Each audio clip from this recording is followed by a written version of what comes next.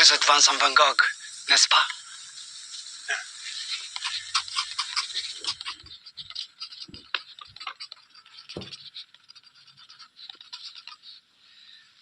Why aren't you painting? To me, this scene is beyond belief.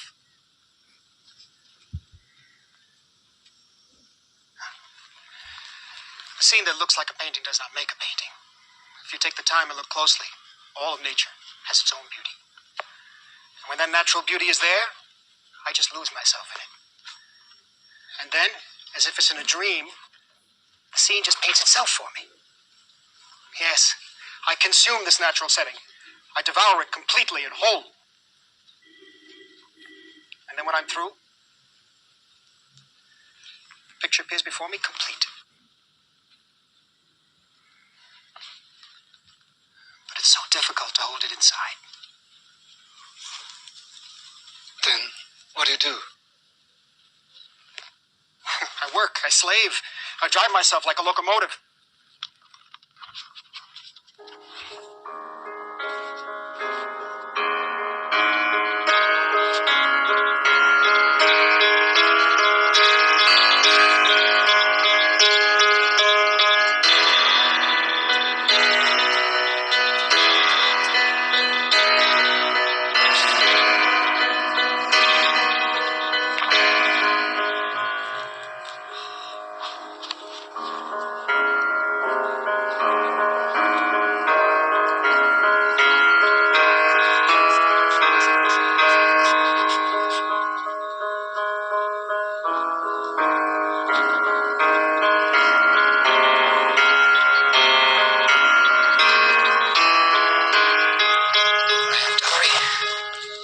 Time's running out.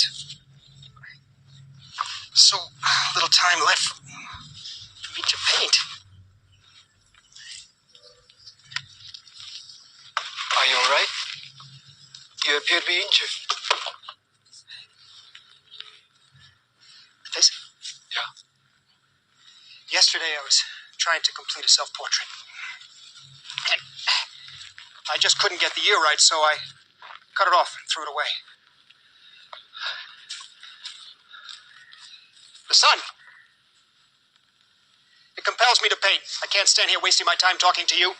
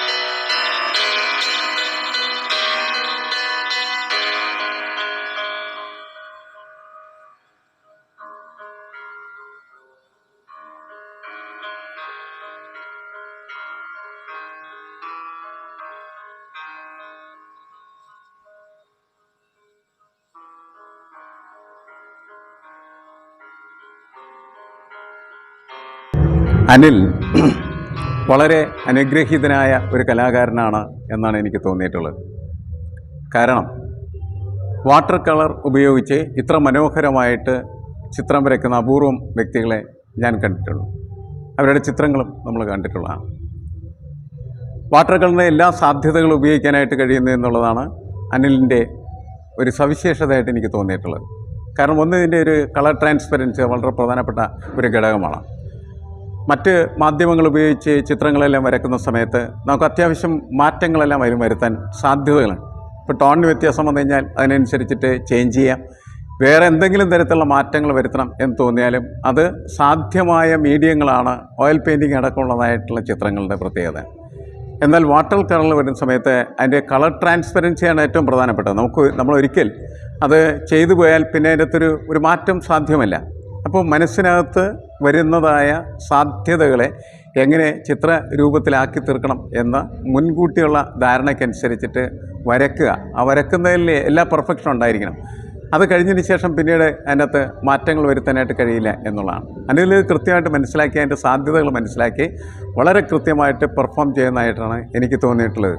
പ്രകൃതിയെ കാണുക, അത് തൻ്റെ സങ്കല്പത്തിനനുസരിച്ചും തൻ്റെ ഇമാജിനേഷൻ അനുസരിച്ചിട്ട് രൂപപ്പെടുത്തുക, വികസിപ്പിക്കുക, അങ്ങനെ അത് നമ്മളുടെ മുന്നിലേക്ക് ചിത്രങ്ങളായിട്ട് കൊണ്ടുവരിക.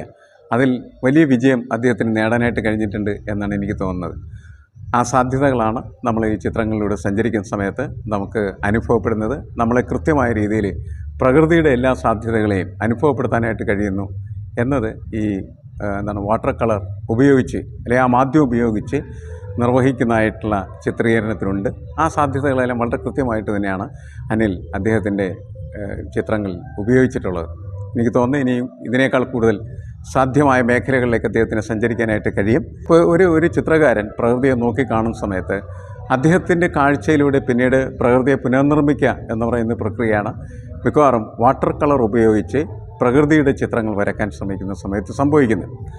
ആ സംഭവങ്ങളെ വളരെ മനോഹരവും സുന്ദരവുമാക്കി മാറ്റിത്തീർക്കാനായിട്ട് കഴിഞ്ഞിട്ടുണ്ട്. ഒറ്റ കാഴ്ചയിൽ തന്നെ അതീവ മനോഹരവും സുന്ദരവുമായിട്ടുള്ള ചിത്രങ്ങളാണ് അനിലിൻ്റേത്. ഇത് തുടരട്ടെ എന്നാണ് എനിക്ക് ആശംസിക്കാനായിട്ടുള്ളത്. ചിത്രകല എന്ന് പറയുന്നത് ശരിക്കും നഗരങ്ങളുടെ കലയാണ്. അതായത് ഒരു സമൂഹം ഡെവലപ്പ് ചെയ്യുന്നതനുസരിച്ച് ചിത്രകലയ്ക്ക് ഇമ്പോർട്ടൻസ് കൂടിക്കൊണ്ടിരിക്കും. ഇപ്പോൾ ആദ്യകാലത്തൊക്കെ ഫോട്ടോഗ്രാഫി ആ രീതിയിൽ ഒരു ഒറിജിനൽ രീതിയിൽ അതിൽ റിയലിസ്റ്റിക് രീതിയിൽ വരയ്ക്കുന്നതിനായിരുന്നു ഇമ്പോർട്ടൻസ്. പക്ഷേ ഫോട്ടോഗ്രാഫി വന്നതോടുകൂടി ചിത്രകാരന്മാർക്ക് അത് റിപ്പീറ്റ് ചെയ്യേണ്ട ആവശ്യമില്ലാതെ വന്നു. അങ്ങനെ വന്നപ്പോഴാണ് ചിത്രകലയ്ക്ക് വലിയ മാറ്റം ഉണ്ടായത്. അപ്പോൾ ചിത്രകല എപ്പോഴും എത്രത്തോളം നഗരവൽകൃതമാവുന്നു അത്രത്തോളം ചിത്രകലയ്ക്ക് ആവശ്യക്കാരുണ്ടാവും, ആസ്വാദകരുണ്ടാവും. ആ രീതിയിലാണ് ശരിക്കും പറഞ്ഞ കാര്യങ്ങൾ പോകുക.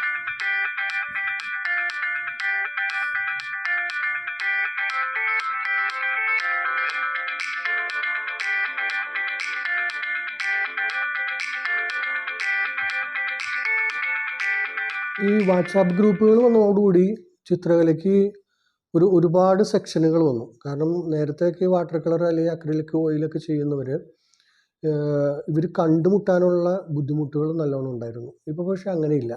പിന്നെ ഇങ്ങനെ മീഡിയത്തിൻ്റെ വ്യത്യാസത്തിലുള്ള കൂട്ടായ്മ അല്ല ഇവിടെ കൂടുതലുള്ളത്. ഇവിടെ പലതരം ആർട്ടിസ്റ്റുകൾ, അതായത് ഇപ്പോൾ നമ്മൾ ഈ പ്രണയ കവിത എഴുതുന്നവരുണ്ട്, വിപ്ലവ കവിത എഴുതുന്നവരുണ്ട് എന്നൊക്കെ പറയുന്നത് പോലെ ചിത്രകലയിലും മീഡിയം എന്ന രീതിയിലും വിഷയം എന്ന രീതിയിലൊക്കെ ഒരുപാട് മാറ്റങ്ങളുണ്ട്.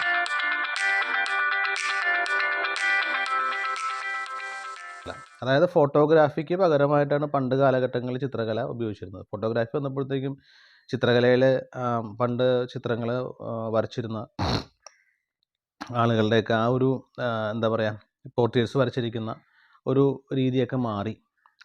പിന്നീട് ഫോട്ടോയ്ക്ക് അല്ലെങ്കിൽ ക്യാമറയ്ക്ക് പ്രാധാന്യം വന്നപ്പോഴത്തേക്കും ചിത്രകലയിലെ ഒരു വലിയൊരു ഭാഗം അങ്ങനെ തന്നെ നമുക്ക് ഇല്ലാതായി തീർന്നു. പിന്നീട്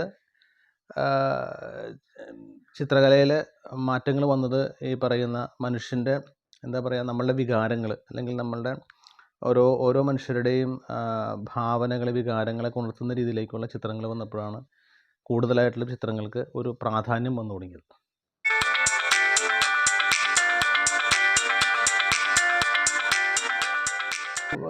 എൻ്റെ ഒരു മനോഭാവം അനുസരിച്ചിട്ട് ഞാനിപ്പോൾ ഒരു ചെടി വെച്ചു അല്ലെങ്കിൽ ഒരു വിത്ത് നട്ട് കഴിഞ്ഞ് കഴിഞ്ഞാൽ അത് ഒരു വലിയ മരമാവാനായിട്ട് കാത്തിരിക്കാൻ എനിക്ക് പറ്റൂല. ഞാൻ അത്ര പെട്ടെന്നൊട്ട് ക്ഷമയില്ലാത്ത ആളാണ്. അപ്പോൾ എനിക്ക് ചെയ്യുന്ന കാര്യങ്ങളിൽ പെട്ടെന്ന് റിസൾട്ട് കിട്ടണമെന്നൊരു ആഗ്രഹമുള്ളൊരു മനുഷ്യനായതുകൊണ്ട് ഞാൻ വാട്ടർ കളറാണ് എൻ്റെ മീഡിയമായിട്ട് തിരഞ്ഞെടുത്തത്. കാരണം വാട്ടർ കളറിൽ നമ്മളൊരു 1 മണിക്കൂർ 1.5 മണിക്കൂർ കൊണ്ട് നമുക്കൊരു ചിത്രം പൂർത്തീകരിക്കാൻ സാധിക്കും. ഒന്ന്.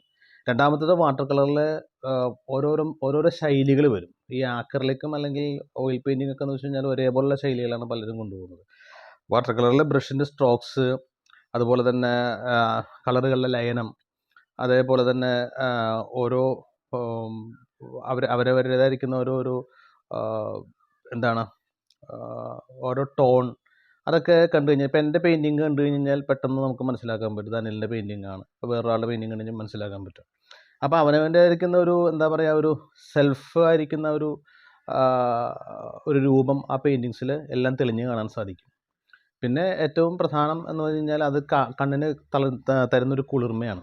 കാരണം ഇത്രയും ചെറിയ ചിലവ് കുറഞ്ഞ പെയിൻറ്റ്, ചിലവ് കുറഞ്ഞ ബ്രഷ്, ഇപ്പോൾ 270 രൂപ കൊണ്ട് നമുക്ക് ഒരു ക്യാമലിൻ്റെ ചെറിയൊരു ട്യൂബ് മേടിക്കാൻ കിട്ടും. പിന്നെ ബ്രഷസ് അത് വെച്ച് 40 രൂപയുടെ ഇന്ത്യൻ ചിത്രപത് പേപ്പറിലാണ് ഞാൻ വർക്ക് ചെയ്യുന്നത്. അപ്പോൾ അതിൻ്റെ ചിലവ് അത്രയേ ഉള്ളൂ. പക്ഷേ അത് തന്നെ റിസൾട്ട് ആവട്ടെ വളരെ ഹൈയും. കാണുന്ന ആൾക്കാർക്ക് ഈ ചെറിയ പെയിൻറ്റ് കൊണ്ട്, ഈ ചെറിയ ബ്രഷ് കൊണ്ട്, ഈ വില കുറഞ്ഞ പെയിൻറ്റ് കൊണ്ട് ഇത്രയും നല്ലൊരു ചിത്രം വരയ്ക്കാൻ സാധിക്കുമോ എന്നുള്ളൊരു തോന്നൽ ആളുകൾക്ക് വരുത്താനും അത് സാധിക്കും. അതുകൊണ്ടാണ് ഞാൻ വാട്ടർ കളറിലേക്ക് ചെയ്യുന്നത്. അക്കാഡമിക്കലായിട്ട് ഞാൻ പ്രാക്ടീസ് ചെയ്തിട്ടില്ല എന്ന് തന്നെ പറയാം. ഞാനിപ്പോൾ അടുത്തിടെ സുനിൽ ലിനസ് ഡേ എന്ന് പറഞ്ഞ ഒരു ചിത്രകാരനുണ്ട്. അപ്പോൾ അദ്ദേഹത്തിൻ്റെ ഒരു ശിഷ്യനായിട്ട് ഞാൻ അദ്ദേഹത്തിൻ്റെ കൂടെയാണ്. അത് അടുത്ത നാളായിട്ടുള്ളൂ, കുറച്ച് നാളായിട്ടുള്ളൂ, 2 വർഷത്തിനുള്ളിലായിട്ടുള്ളൂ. അതിന് മുന്നേ തന്നെ ഞാൻ പെയിൻറ്റിങ്സ് ചെയ്തു തുടങ്ങി. പിന്നെ പഠിക്കുന്ന കാലഘട്ടത്തിൽ, അതായത് കോളേജ് ലൈഫിലും സ്കൂൾ ലൈഫിലുമൊക്കെ പെയിൻറ്റിങ് ചെയ്യാറുണ്ടായിരുന്നു. പറവൂർ ഒരു കലാചാര്യ എന്ന് പറഞ്ഞിരിക്കുന്ന ഒരു ഇൻസ്റ്റിറ്റ്യൂഷൻ ഉണ്ട്.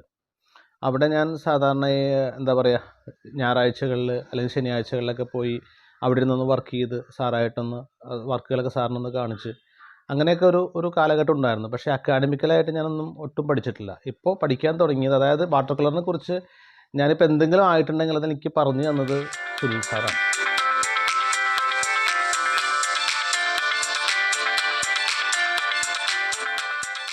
കഴിഞ്ഞ ദിവസം കേട്ടില്ലേ, ഒരു വാട്ടർ കളർ വിറ്റത് തന്നെ 50 ലക്ഷം രൂപയ്ക്കാണ് ഒരു വാട്ടർ കളർ പോയത്. അതിൻ്റെ മൂല്യം, അത് വാട്ടർ കളറിൻ്റെ മൂല്യം നമുക്ക് പറഞ്ഞറിയിക്കാൻ പറ്റില്ല. കാരണം നിങ്ങളിപ്പോൾ ഒരു ഓയിൽ പെയിൻ്റ് എടുത്ത് ചെയ്താലും അക്രലിക് പെയിൻ്റ് എടുത്ത് ചെയ്താലും എല്ലാം ഒരുപോലത്തെ വർക്കുകളായിരിക്കും എല്ലാം വരുന്നത്. ടോണൊക്കെ ഏകദേശം ഒരുപോലെ തന്നെ നമ്മളൊരു വർക്ക് ചെയ്യുമ്പോൾ. പക്ഷേ വാട്ടർ കളറിൽ ആ ജലം വെള്ളവുമായിട്ട് മിക്സ് ചെയ്യുമ്പോൾ ഉണ്ടാകാവുന്ന ടോൺ, ട്രാൻസ്പെറൻസി, അതിൻ്റെ ഒരു എന്താണ് തെളിമ, അതുപോലെ തന്നെ അങ്ങനെ പല രീതിയിലേക്ക് വന്നിട്ട് അത്ര മനോഹരമായിരിക്കുന്ന ചിത്രങ്ങളാണ് വാട്ടർ കളറിൽ ഉണ്ടാകുന്നത്. ഒന്ന് നോക്കിക്കഴിഞ്ഞാൽ പിന്നെ നമ്മൾ നോക്കി നിന്ന് പോകും. അത്രയും രസകരമായിരിക്കുന്ന പെയിൻറ്റിങ്സാണ് വന്നുകൊണ്ടിരിക്കുന്നത്. ഇപ്പോൾ ഒരു കൊച്ചിയിലൊരു വാട്ടർ കളർ മൂവ്മെൻ്റ് ഉണ്ട്, പിന്നെ എറണാകുളത്തൊരു ഗ്രൂപ്പുണ്ട്, ഞങ്ങൾക്കൊരു ഗ്രൂപ്പുണ്ട്. ഇതിലേക്ക് നമ്മൾ ഇറങ്ങിയപ്പോഴാണ് നമ്മൾ കൂടുതലായിട്ട് ഈ ഗ്രൂപ്പുകൾ, ഇത്രമാത്രം ഗ്രൂപ്പുകൾ നമ്മളുടെ ചുറ്റുമുണ്ട് എന്ന് മനസ്സിലാക്കാൻ സാധിച്ചത്.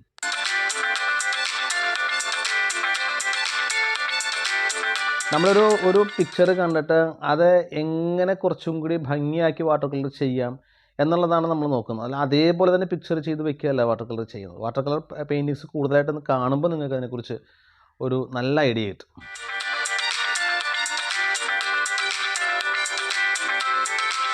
മിലിന്ദ് എന്ന് പറഞ്ഞൊരു ആർട്ടിസ്റ്റ് ഉണ്ട്.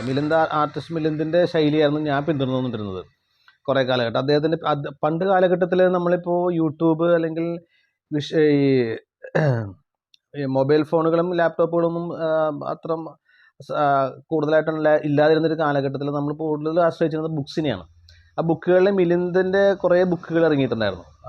മിലിന്ദിൻ്റെ ബുക്കുകളിലൊക്കെ മിലിന്ദിൻ്റെ വാട്ടർ കളർ ഭയങ്കര ട്രാൻസ്പെറൻ്റ് ആയിട്ട് നല്ല ഭംഗിയായിട്ട് ചെയ്തു വെച്ചിരിക്കുന്ന വാട്ടർ കളേഴ്സ് ആയിരുന്നു. അപ്പോൾ അതുകൊണ്ട് അത് നമ്മൾ സ്വാഭാവികമായിട്ട് പിന്തുടരാനായിട്ടൊരു അഭിവാഞ്ഛത നമുക്ക് ഉണ്ടാവും. അങ്ങനെ ഞാൻ കുറേ വർക്ക് അങ്ങനെ ചെയ്തായിരുന്നു. പിന്നീട് അതിൽ നിന്ന് മാറി ചിന്തിക്കാനായിട്ടും സ്വയമേവ ഒരു സ്വന്തമായിട്ടൊരു മെത്തേഡ് ഉണ്ടാക്കാനായിട്ടും എന്നെ സഹായിച്ചത് ഞാനിപ്പോൾ പറഞ്ഞ സുനിൽ സാറ് തന്നെ.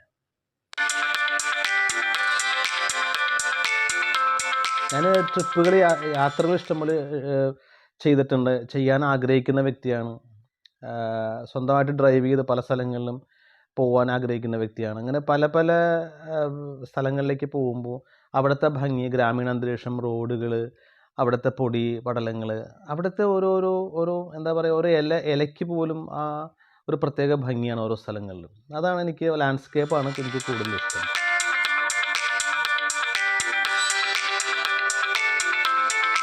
കൊച്ചിൻ ബനാനയിൽ ഞാൻ പങ്കെടുത്തിട്ടുണ്ട്.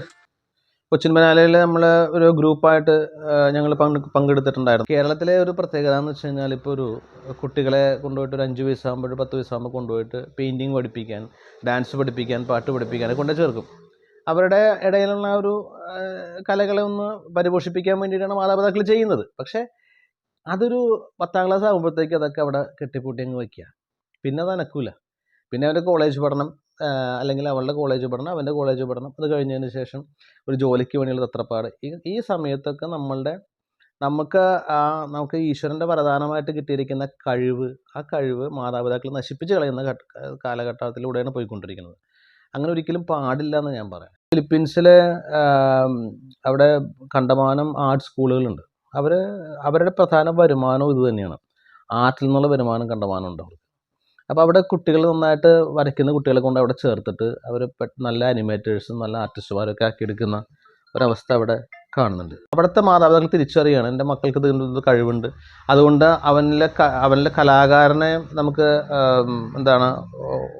ഉയർത്തിക്കൊണ്ടുവരാൻ പറ്റും, ധനവും സമ്പാദിക്കാൻ പറ്റും. ഇതെല്ലാം അവന് കൊടുക്കുകയാണ് അവിടെ. അപ്പോൾ നമ്മളുടെ ഈ കൾച്ചറിൽ തമ്മിലുള്ള വ്യത്യാസങ്ങളാണ് അവിടെ പ്രകടമായിട്ട് കാണുന്നത്. അപ്പോൾ അതിൽ കുട്ടികളോട് എനിക്ക് പറയാനുള്ളത്, നമുക്ക് അതിനൊരു കഴിവുണ്ട്, നമുക്ക് താല്പര്യം ഉണ്ടെങ്കിൽ നിങ്ങൾ തുടരണം. ഒരു പാർട്ട് ടൈം ആയിട്ടാണെങ്കിൽ കൂടിയും നിങ്ങളത് തുടർന്നുകൊണ്ട് പോകണം എന്നാണ് എനിക്ക് പറയാനുള്ളത്. ഞാനൊരു 3-3.5 വയസ്സ് തൊട്ട് വരച്ചു തുടങ്ങിയതാണ്.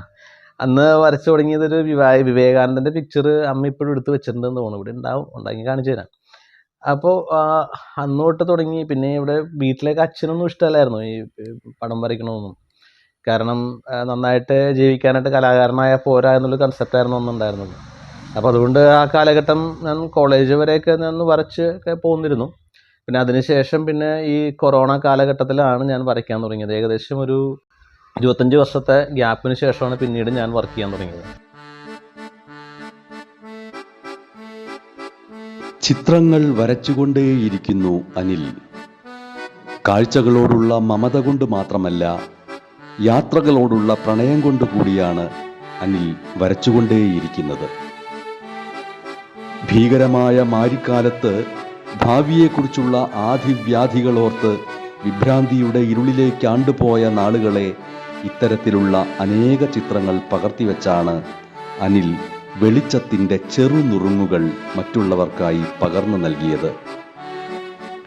വിറ്റുപോയവയ്ക്ക് പുറമെ വിൽപ്പനയ്ക്കുള്ളവ ഉൾപ്പെടെ പെയിന്റിങ്ങുകളുടെ ഒരമൂല്യ ശേഖരം ഇപ്പോൾ അനിലിൻ്റെ കൈവശമുണ്ട്. വാട്ടർ കളറിൻ്റെ അനന്തമായ സാധ്യതകളിലേക്ക്, തൻ്റേതായ ശൈലികളിലേക്ക് അയാൾ തനിക്കായി മാത്രം കണ്ടെത്തിയ ഒരു പാതയിലൂടെ ഏകനായി യാത്ര പോവുകയാണ്. ചലനാത്മകമായ പ്രകൃതിയെ ക്യാൻവാസിലേക്ക് ചേർത്തിണക്കാൻ പ്രപഞ്ചത്തിൻ്റെ ഏതോ കോണുകളിലിരുന്ന് നക്ഷത്രങ്ങൾ അയാളെ നോക്കി കണ്ണ് ചിമ്മുന്നുണ്ടാവാം. അല്ലെങ്കിൽ പിന്നെ ഈ ചിത്രങ്ങളെ ഇത്രമാത്രം ചേർത്ത് പിടിക്കില്ലായിരുന്നു.